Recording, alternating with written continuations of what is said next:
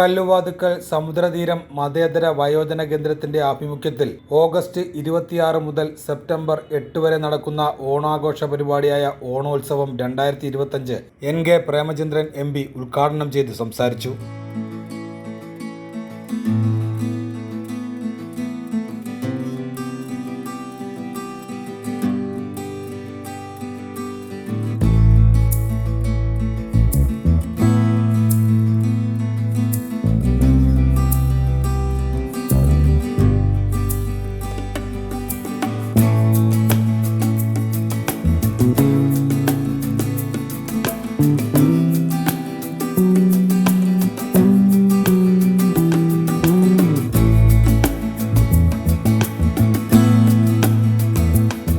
മിക്കവാറും എല്ലാ വർഷവും ഓണാഘോഷത്തോടനുബന്ധിച്ചും അല്ലാതെയുള്ള ജീവകാരുണ്യപരമായ പ്രവർത്തനങ്ങളുമായി ബന്ധപ്പെട്ടും ഈ കേന്ദ്രത്തിൽ സന്ദർശിക്കാനും ഈ കേന്ദ്രത്തിൻ്റെ ക്രമാനുഗതമായ വളർച്ചയെ നോക്കിക്കാണാനും അവസരം ലഭിച്ചിട്ടുള്ളൊരു പൊതുപ്രവർത്തകനാണ്, ജനപ്രതിനിധിയാണ് ഞാൻ. നമുക്കറിയാം, ശ്രീ റുവൽ സിംഗിൻ്റെ നേതൃത്വത്തിൽ ആരംഭിച്ച മഹത്തായി ജീവകാരുണ്യ കേന്ദ്രം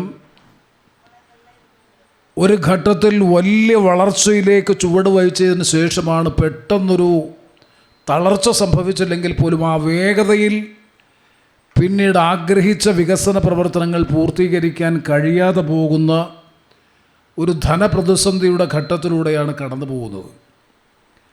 ഈ സമ്മേളനത്തിൽ വരുന്നതിന് മുമ്പ് അവിടെ പൂർത്തീകരണ ഘട്ടത്തിൽ എത്തി നിൽക്കുന്ന ബഹുനില മന്ദിര സമുച്ചയം നേരിൽ പോയി കണ്ട് അതിൻ്റെ സ്ഥിതി എന്ത് മനസ്സിലാക്കിയതിന് ശേഷമാണ് ഞങ്ങളിവിടെ എത്തിച്ചേർന്നത്. അപ്പോൾ അവിടെ 2 നിലകളിലായി 2 ഫ്ലോറുകളിലായി തൽക്കാലം 5 നിലകളുള്ള കെട്ടിടമാണ് പ്ലാൻ ചെയ്യുന്നത്. അതിൽ 2 നിലകളിലായി ഏതാണ്ട് 100ഓളം പേർക്ക് താമസിക്കാൻ, വളരെ മെച്ചപ്പെട്ട അടിസ്ഥാന സൗകര്യത്തോടു കൂടി താമസിക്കാനുള്ള സൗകര്യമാണ് ഓഡിറ്റോറിയം ഉൾപ്പെടെയുള്ള സംവിധാനങ്ങളോടുകൂടി പൂർത്തീകരണ ഘട്ടത്തിലേക്ക് നീങ്ങുന്നത്. അപ്പോൾ തീർച്ചയായും സമുദ്രതീരം മതേതര വയോജന കേന്ദ്രം ശ്രീ റുവൽ സിംഗിൻ്റെയും കുടുംബത്തിൻ്റെയും, സത്യത്തിൽ അദ്ദേഹത്തിൻ്റെ കഠിനാധ്വാനത്തിലൂടെ ആർജിക്കുന്ന വരുമാനം ഈ ഒരു കേന്ദ്രത്തിൻ്റെ സ്ഥാപനത്തിനും വളർച്ചയ്ക്കും വേണ്ടി വിനിയോഗിക്കുന്നു എന്നുള്ളതാണ് പരമമായ യാഥാർത്ഥ്യം. അതിൻ്റേതായിട്ടുള്ള പ്രശ്നങ്ങൾ, പ്രതിസന്ധികൾ ശ്രീ റുവൽ സിംഗും കുടുംബവും നേരിടുന്നുണ്ട് എന്ന് തന്നെയാണ് ഞാൻ മനസ്സിലാക്കുന്നത്. അതുകൊണ്ട് അധ്യക്ഷ പ്രസംഗത്തിൽ ശ്രീ പ്ലാക്കാട് ശ്രീകുമാർ ഇവിടെ സൂചിപ്പിച്ചതുപോലെ ഈ നാടിൻ്റെ കൂട്ടായ പിന്തുണയും സഹായവും സഹകരണവും സമുദ്രതീരം മതേതര വയോജന കേന്ദ്രത്തിൻ്റെ വികസന പദ്ധതി പ്രാപ്യമാക്കുന്നതിന് വേണ്ടി, നടപ്പാക്കുന്നതിന് വേണ്ടി അനിവാര്യമാണ്. ആ കാര്യത്തിൽ നിങ്ങളോടൊപ്പം ഞാൻ നേരത്തെ തന്നെ സൂചിപ്പിച്ചതാണ്, കോർപ്പറേറ്റ് സോഷ്യൽ റെസ്പോൺസിബിലിറ്റി, കമ്പനികളുടെ സാമൂഹ്യ ഉത്തരവാദിത്വം എന്ന ഫണ്ട് അടക്കമുള്ള കാര്യങ്ങൾ വിനിയോഗിച്ചുകൊണ്ട് ഇതിൻ്റെ പൂർത്തീകരണത്തിന് വേണ്ടിയിട്ടുള്ള പരിശ്രമങ്ങളിൽ എൻ്റെയും എളിയ പങ്കാളിത്തം ഉണ്ടാകും എന്ന് ഈ അവസരത്തിൽ സൂചിപ്പിക്കാൻ ഞാൻ ആഗ്രഹിക്കുകയാണ്. അതുപോലെ തന്നെ നമ്മുടെ നാട്ടിലെ മുഴുവൻ മനുഷ്യസ്നേഹികളുടെയും, കാരണം ഒരു കുടുംബമാണ് റുവൽ സിംഗിൻ്റെ നേതൃത്വത്തിൽ ഒരു കുടുംബമാണ് ഈ സംരംഭം. ഇപ്പോൾ ഒരുപാട് സഹപ്രവർത്തകരും സുഹൃത്തുക്കളുമൊക്കെ അദ്ദേഹത്തെ സഹായിക്കാനും സഹസംഘാടകരായിട്ടുണ്ടെങ്കിൽ പോലും അതിൻ്റെ മുഴുവൻ ഭാരിച്ച ധന ഉത്തരവാദിത്വവും നിർവഹിക്കുന്നതൊരു വ്യക്തിയാണ് എന്നുള്ള നിലയിൽ സഹായങ്ങളൊക്കെ ലഭിക്കുന്നുണ്ടെങ്കിൽ പോലും അതൊക്കെ വളരെ പരിമിതമാണ് ചിലവുമായി താരതമ്യം ചെയ്യുമ്പോൾ.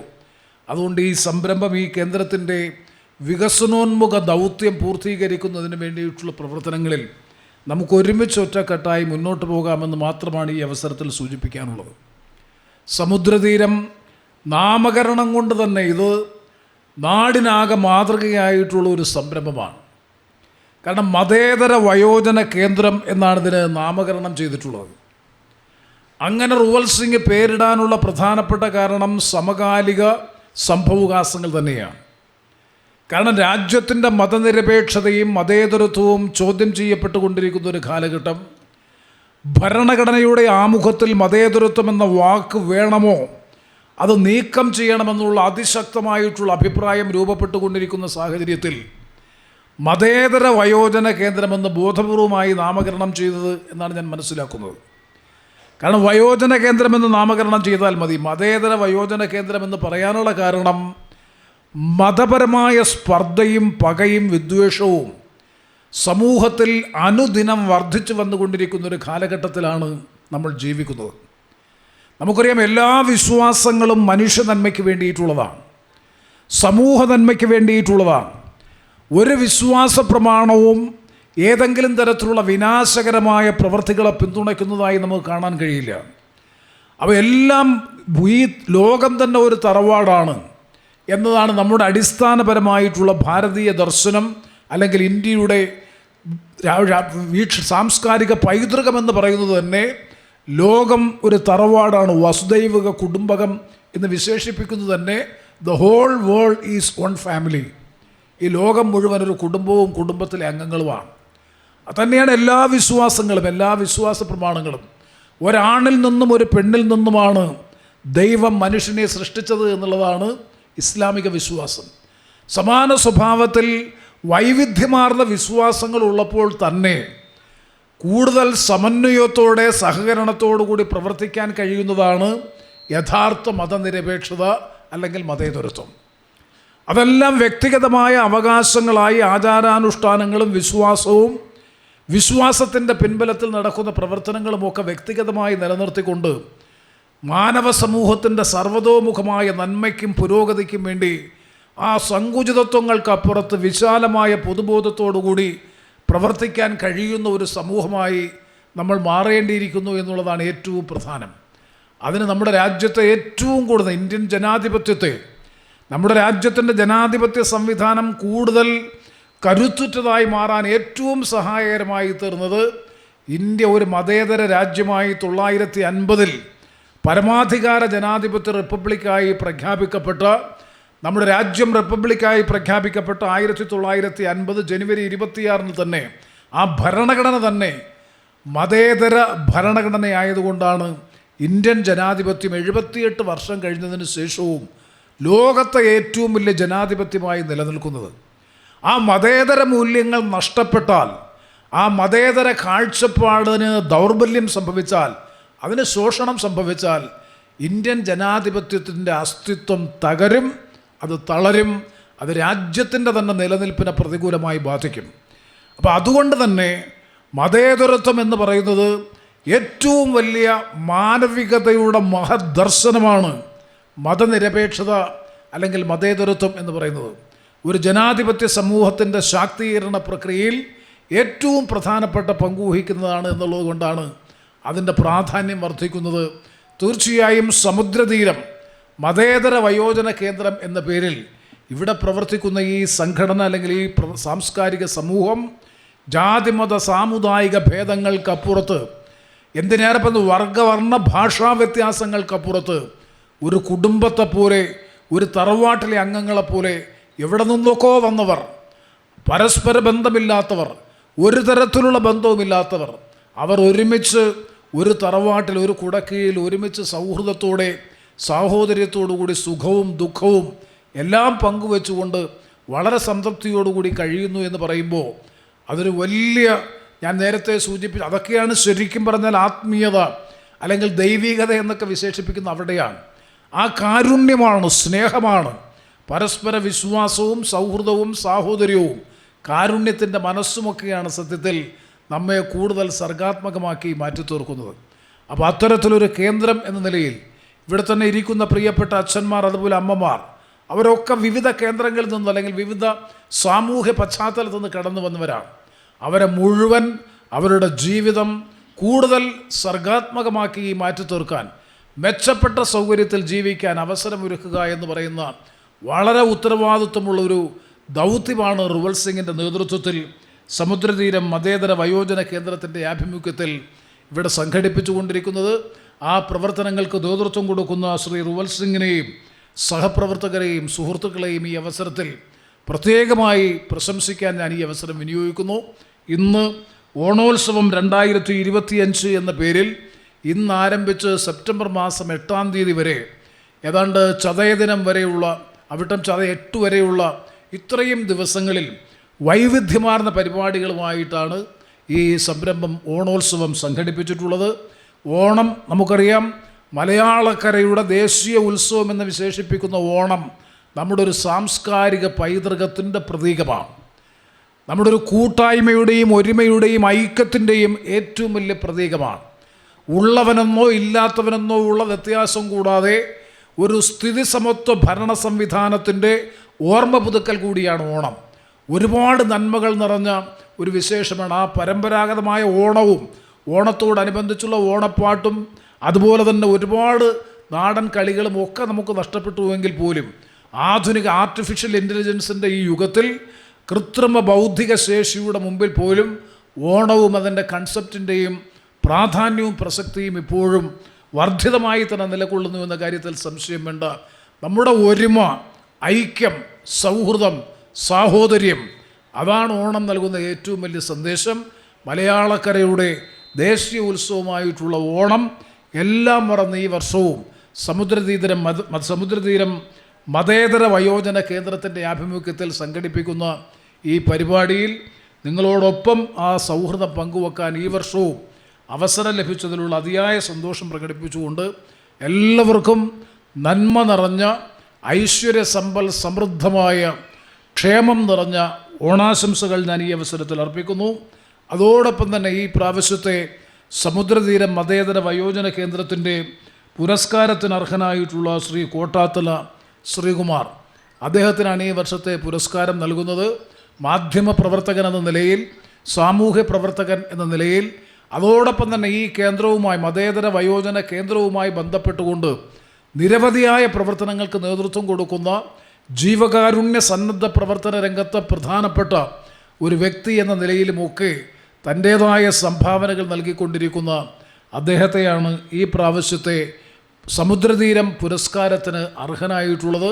ആ പുരസ്കാരം ഏറ്റുവാങ്ങുന്ന ഞാൻ നേരത്തെ സൂചിപ്പിച്ച ശ്രീ കോട്ടാത്തല ശ്രീകുമാറിനെ നമ്മുടെ എല്ലാവരുടെയും പേരിലുള്ള ഹൃദയം നിറഞ്ഞ അഭിനന്ദനങ്ങൾ, അനുമോദനങ്ങൾ കൂടി ഈ അവസരത്തിൽ അർപ്പിക്കാൻ ആഗ്രഹിക്കുകയാണ്.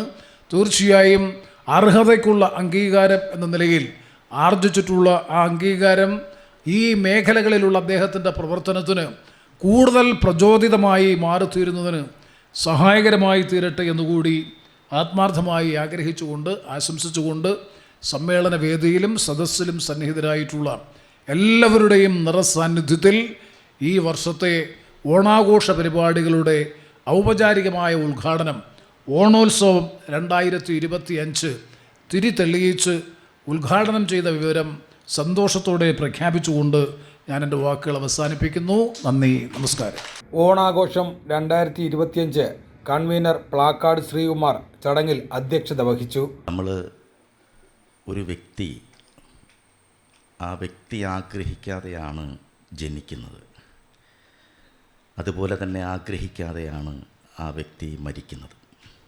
പക്ഷേ ജീവിക്കുന്നത് ഓരോ വ്യക്തിയും ആഗ്രഹിക്കുന്നത് പോലെയാണ്, അല്ലെങ്കിൽ ആഗ്രഹിക്കുന്നതനുസരിച്ച് ജീവിക്കാൻ ശ്രമിക്കുന്നു. എങ്ങനെ ജീവിക്കണം എന്നൊരു വ്യക്തിക്ക് ആഗ്രഹിക്കാം. ആ ആഗ്രഹം ഏത് രീതിയിൽ സബലീകരിക്കപ്പെടുന്നുവോ അതിനനുസരിച്ച് ജീവിതത്തിന് മൂല്യം വർദ്ധിക്കും. ഞാൻ എങ്ങനെ ജീവിക്കണം, ആ ജീവിതത്തിൻ്റെ പ്രവർത്തന പന്ഥാവിലൂടെ ഞാൻ എങ്ങനെ സഞ്ചരിക്കണമെന്ന് ആലോചിക്കുന്നതിനനുസരിച്ചാണ് ഓരോ വ്യക്തി ജീവിതങ്ങളും മൂല്യവത്തായിത്തീരുന്നത്. അങ്ങനെ താൻ സ്വയം തിരഞ്ഞെടുത്ത ത്യാഗത്തിൻ്റേതായ ഒരു വീതിയിലൂടെ സഞ്ചരിക്കുന്ന പ്രിയപ്പെട്ട സഹോദര തുല്യനായ ശ്രീ റുവൽ സിംഗ് ഈ സ്ഥാപനത്തിന് നേതൃത്വം കൊടുക്കുമ്പോൾ വല്ലാത്ത യാതനകൾ മാനസികവും ശാരീരികവുമായിട്ട് തൻ്റെ ജീവിതത്തിലെ എല്ലാ അധ്വാനവും സ്വന്തം കുടുംബത്തിന് വേണ്ടിയല്ലാതെ, സ്വന്തം കുടുംബമാണ്, വസുദൈവ കുടുംബമാണ് എൻ്റേതെന്നുള്ള ചിന്തയോടുകൂടി പ്രവർത്തിക്കുന്ന റുവൽ സിംഗിൻ്റെ കരങ്ങൾക്ക് ശക്തി പകരുക എന്നുള്ളതാണ് നമ്മുടെ കൂട്ടായ്മയുടെ പ്രധാനപ്പെട്ട ഉദ്ദേശ്യം.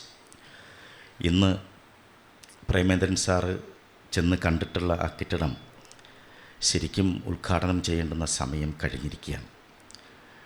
ഇവിടുത്തെ ഈ അടുത്ത കാലത്ത് കേരള കൗമുദിയിൽ ഈ സ്ഥാപനത്തെക്കുറിച്ചൊരു വാർത്ത വന്നതിന് ശേഷം നമ്മുടെ കേരളത്തിൻ്റെ വിവിധ ജില്ലകളിൽ നിന്ന് ധാരാളം ആളുകൾ ഈ സ്ഥാപനത്തിൽ എത്തിച്ചേരാൻ വേണ്ടി റുവൽ സിംഗിനെയും ഒക്കെ വിളിക്കുകയുണ്ടായി.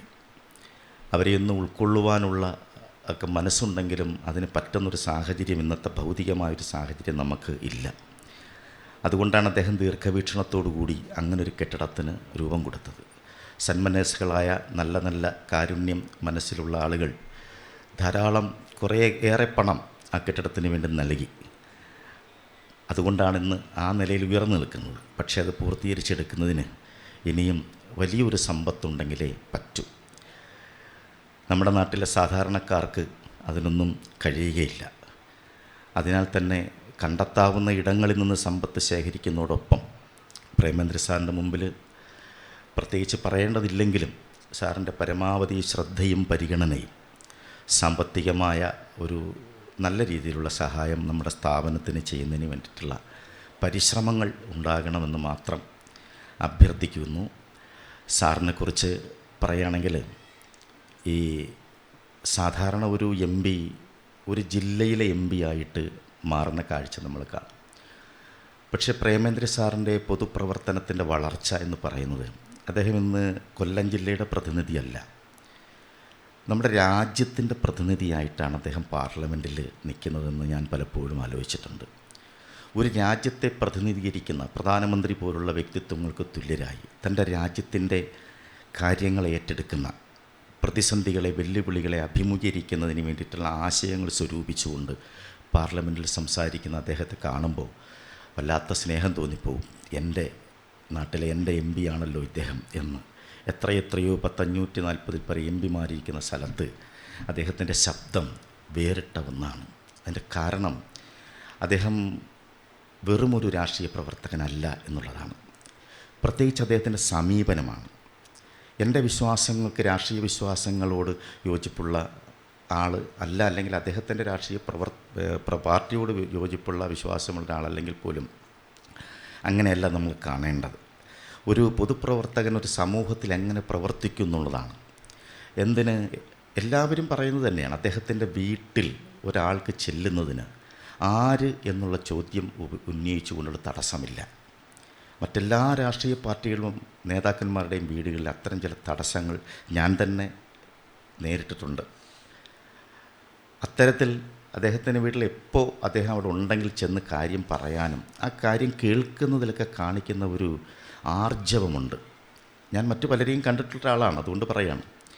അതിൻ്റെ ഗൗരവം മനസ്സിലാക്കി അത് എങ്ങനെയാണെന്ന് വ്യവച്ഛേദിച്ചറിയുവാനുള്ള അദ്ദേഹത്തിൻ്റെ ജീവിത അനുഭവങ്ങൾ അത്തരത്തിലാണ്.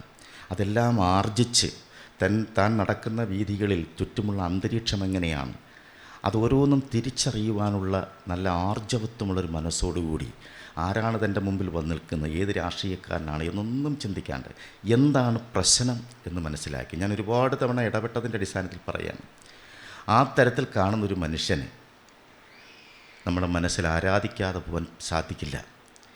ഏതെങ്കിലും ഇതുപോലുള്ള ഒരു കാര്യം വരുമ്പോൾ നമുക്ക് പ്രേമേന്ദ്ര സാറുണ്ട്, ചെന്ന് കാണാം എന്ന് മനസ്സിൽ ഉറപ്പിക്കുന്ന, അങ്ങനെ ആയിരക്കണക്കിന് ആളുകൾ ആ മുദ്ര മനസ്സിൽ പതിക്കുന്നത് കൊണ്ടാണ് സാറ് നിഷ്പ്രയാസം എത്ര പ്രതിയോഗികളെ നേരിട്ടും തെരഞ്ഞെടുപ്പുകളിൽ വിജയിക്കുന്നത്. സാറിൻ്റെ പാർട്ടിക്കാരുടെ വോട്ട് കൊണ്ട് മാത്രമല്ല.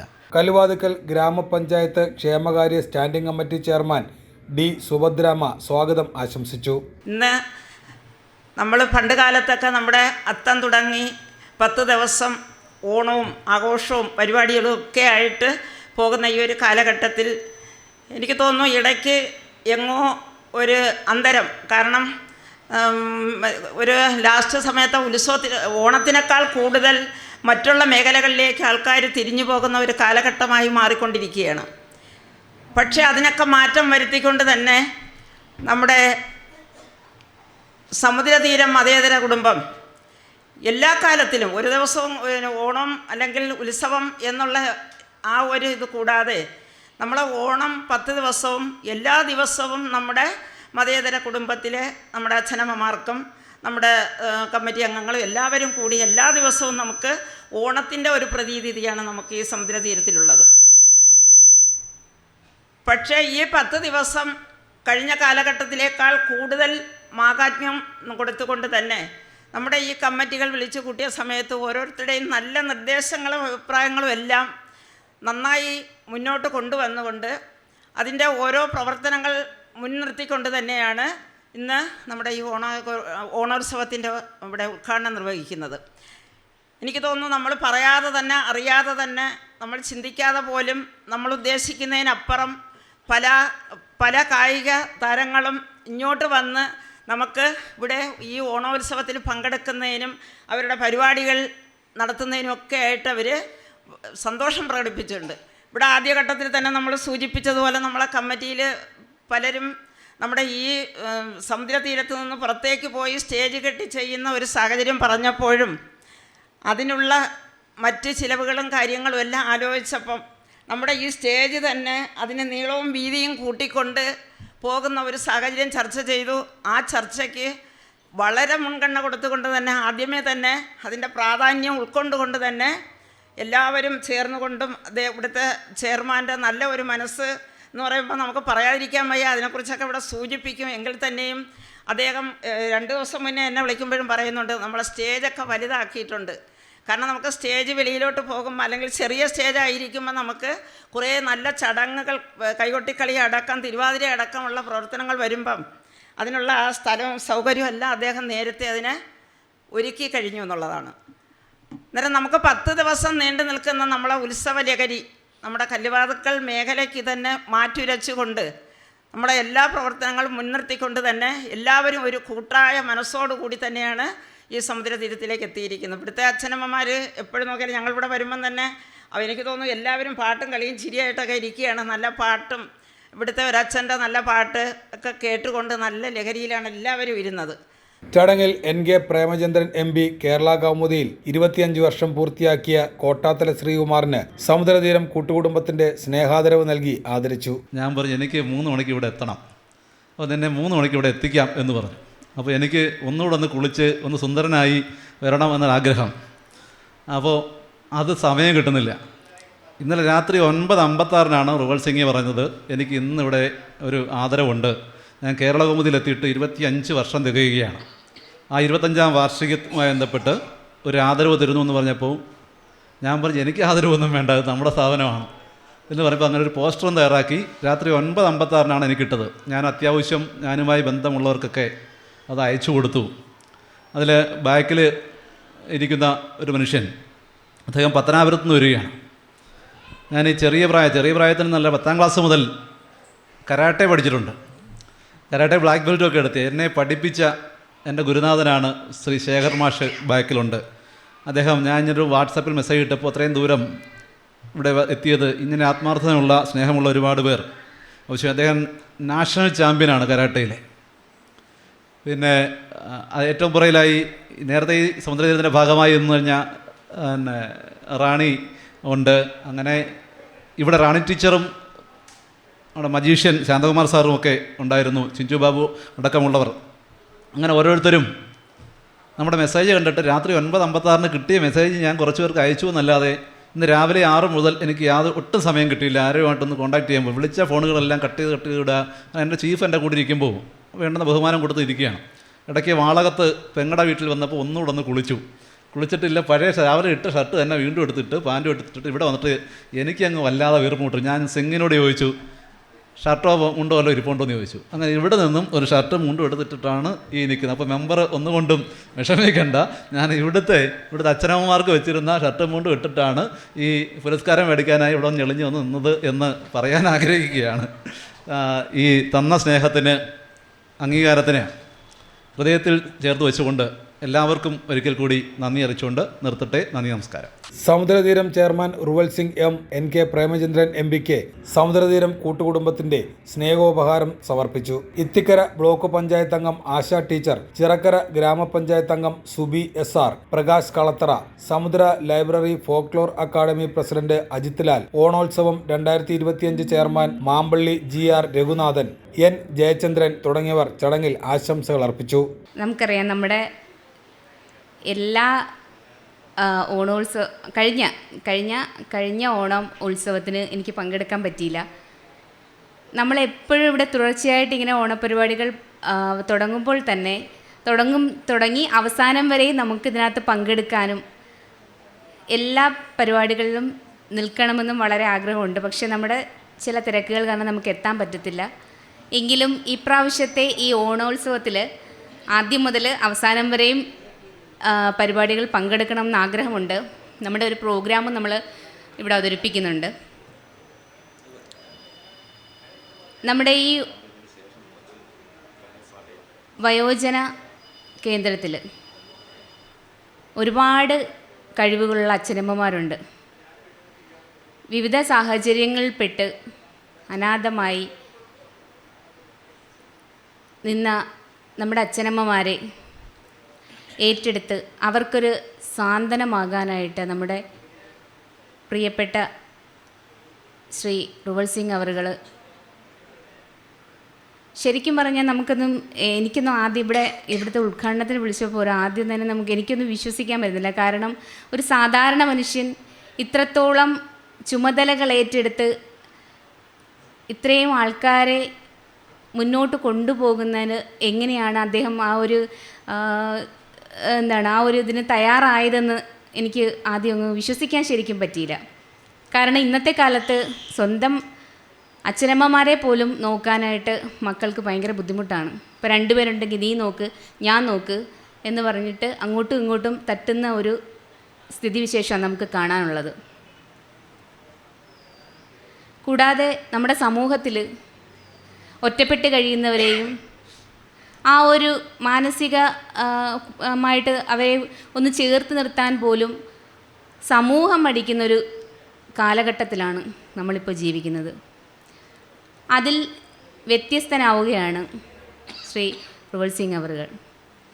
നമുക്കിതിനോട് ചേർന്ന് നിൽക്കുമ്പോൾ, ഇതിൻ്റെ ഓരോ പ്രവർത്തനങ്ങൾ കാണുമ്പോൾ ഇവിടെ ഇവർ നോക്കുന്നത് മാത്രമല്ല, അല്ലെങ്കിൽ അച്ഛനമ്മമാരെ നോക്കുന്നത് മാത്രമല്ല, പുറത്ത് ഒരുപാട് നമ്മുടെ വാർഡുകളിൽ തന്നെ നമ്മൾ ഒരുപാട് കാര്യങ്ങൾക്ക് വിളിക്കാറുണ്ട്. എന്തെങ്കിലും ചിലപ്പം ഹോസ്പിറ്റൽ കേസുമായിട്ട് ബന്ധപ്പെട്ടായാലും മറ്റാവശ്യങ്ങൾക്ക് ബന്ധപ്പെട്ടാലും നമ്മൾ വിളിക്കാറുണ്ട്.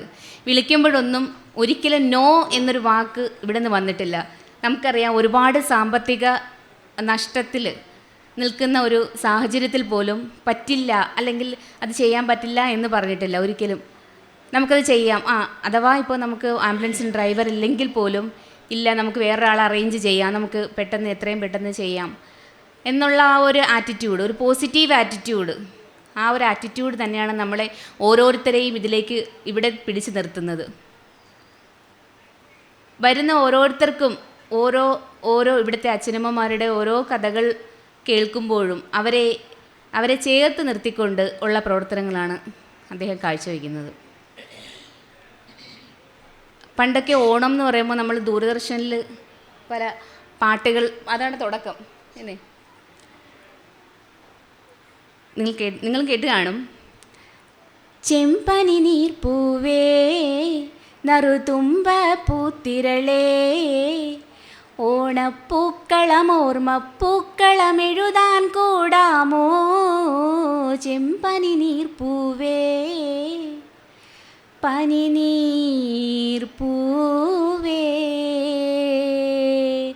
പനിനീർപ്പൂവേ. ഇന്നിപ്പോൾ നമുക്ക് ശരിക്കും പാട്ടുകളൊന്നും കേൾക്കാറില്ലെന്നുള്ളതാണ് സത്യം. എല്ലാവരും തിരക്കിലാണ്, എല്ലാവരും ഫോണിൻ്റെ ഫേസ്ബുക്കിലും വാട്സപ്പിലും ഒക്കെയാണ് അല്ലേ. സ്വന്തം കുടുംബാംഗങ്ങൾ തമ്മിൽ പോലും ഒന്ന് കൂടാനോ ഒന്ന് സംസാരിക്കാനോ ആർക്കും ഒന്നിനും സമയമില്ലാത്തൊരു സാഹചര്യമാണ്. ഇപ്പോൾ തിരുവോണത്തിനൊക്കെയാണ് എല്ലാവരും ഒന്ന് അവരവരുടെ വീടുകളിൽ പോയി ഒന്ന് പ്രദക്ഷിണം വെച്ചിട്ടങ്ങ് പോവും, വന്നു എന്ന് കാണിച്ച്.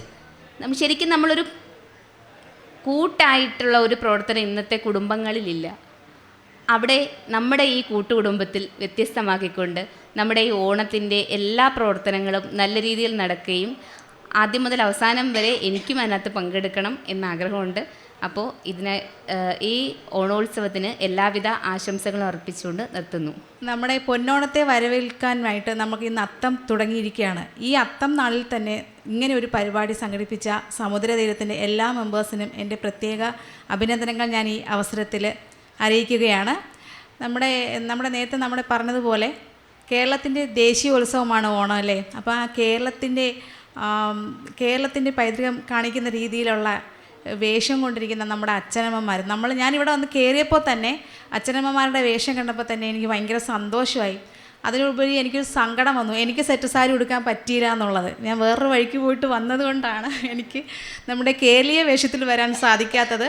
പിന്നെ ഒരു സമാധാനം, നമ്മൾ 8-ാം തീയതി സെപ്റ്റംബർ 8-ാം തീയതി വരെ ഇവിടെ പരിപാടി ഉണ്ടല്ലോ, അപ്പോൾ വരുന്ന ദിവസങ്ങളിൽ ഞാനത് നികത്തും എന്ന ആ ഒരു സമാധാനത്തിലാണ് ഞാൻ ഇരിക്കുന്നത്. അപ്പോൾ ഈ അച്ഛനമ്മമാരെ ഈ വേഷത്തിൽ കണ്ടപ്പം ഒത്തിരി സന്തോഷമുണ്ട്. അച്ഛനമ്മമാർ മാത്രമല്ല, ഇവിടുത്തെ എല്ലാ മെമ്പറും, റുവൽ സിംഗിൻ്റെ ഭാര്യ ഉൾപ്പെടെ സെറ്റ് സാരിയിലാണ്. നല്ല ഐശ്വര്യത്തിൻ്റെ പ്രതീകമാണ് നമ്മുടെ ഈ സെറ്റ് സാരി. അതുപോലെ അച്ഛന്മാരും അതുപോലെ തന്നെ മുണ്ടെല്ലാം ഇവിടുത്തെ കുറിയൊക്കെ ഇട്ട് നല്ല സുന്ദരന്മാരായിട്ട് ഇരിക്കുകയാണ്. അപ്പോൾ എല്ലാവർക്കും എൻ്റെ ഓണാശംസകൾ അറിയിക്കുകയാണ്. അതുപോലെ നമ്മുടെ ഇന്നത്തെ ഈ പുരസ്കാരം ഏറ്റുവാങ്ങിയ ശ്രീ കോട്ടാത്തല ശ്രീകുമാർ സാറിന് എൻ്റെ എല്ലാവിധ ആശംസകളും അറിയിക്കുന്നു.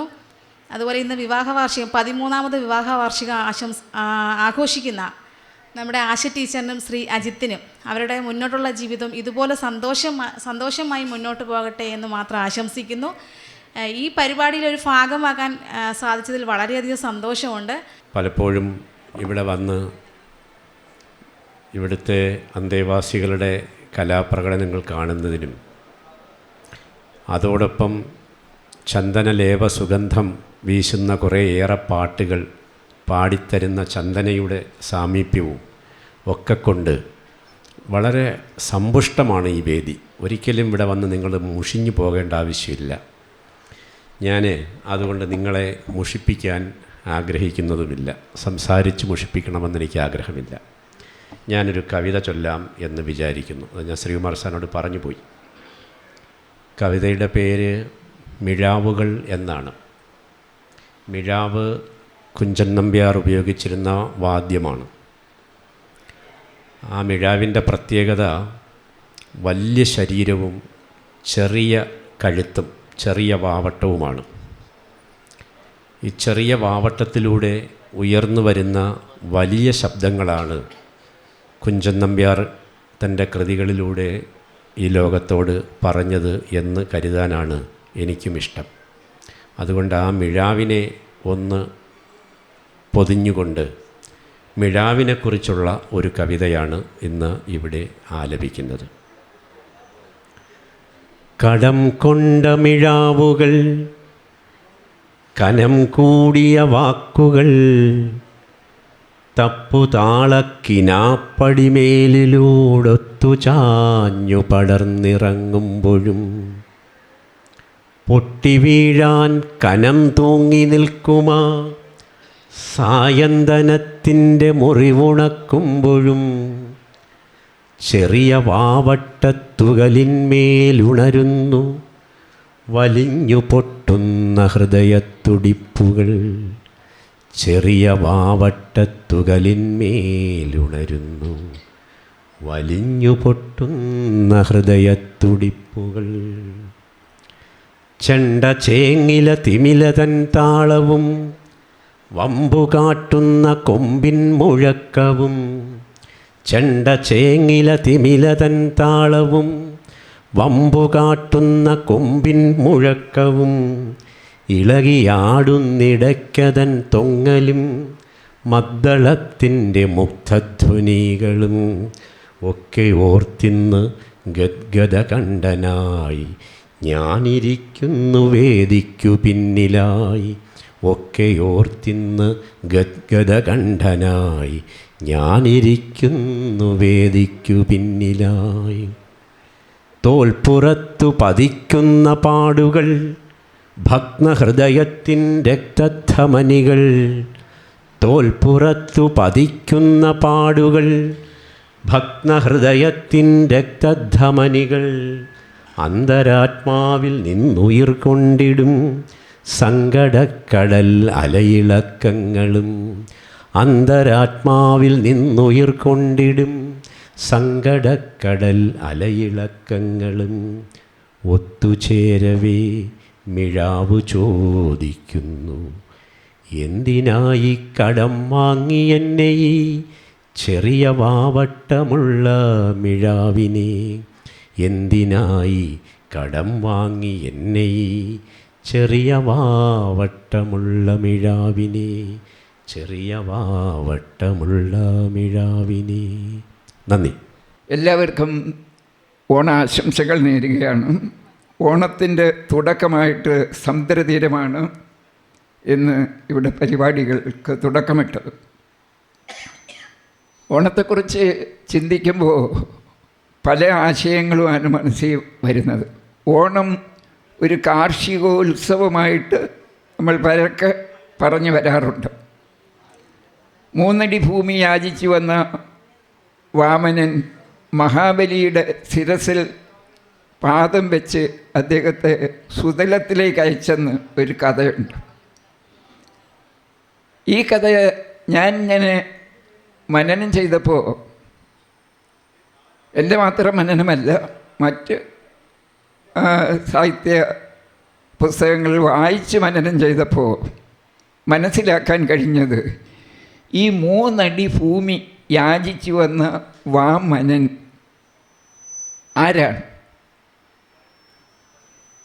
അപ്പോൾ എൻ്റെ മനസ്സിൽ തോന്നിയ ഒരാശയമാണ് മനനമേ വാ.